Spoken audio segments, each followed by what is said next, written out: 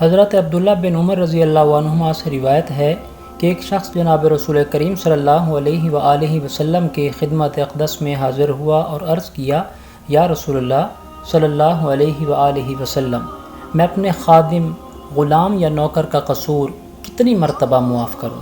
تو نبی اکرم صلی اللہ علیہ وآلہ وسلم نے اس کو کوئی جواب نہیں دیا اور خاموش رہے۔ اس نے پھر وہی عرض کیا کہ یا رسول اللہ صلی اللہ علیہ وآلہ وسلم، میں اپنے خادم کو کتنی دفعہ معاف کروں؟ تو نبی کریم صلی اللہ علیہ وآلہ وسلم نے جواب دیتے ہوئے ارشاد فرمایا، ہر روز 70 مرتبہ۔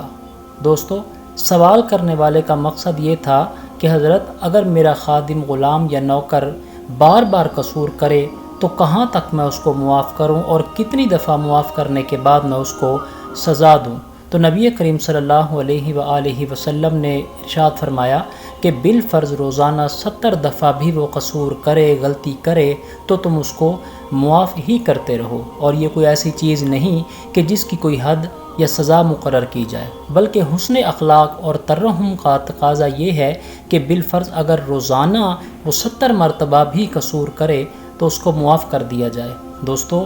ویڈیو اگر آپ کو پسند آئی ہو اور آپ ڈیلی ایسے ہی درس حدیث سننا چاہتے ہوں تو چینل کو سبسکرائب، ویڈیو کو لائک اور شیئر کرنا ہرگز مت بھولیے گا۔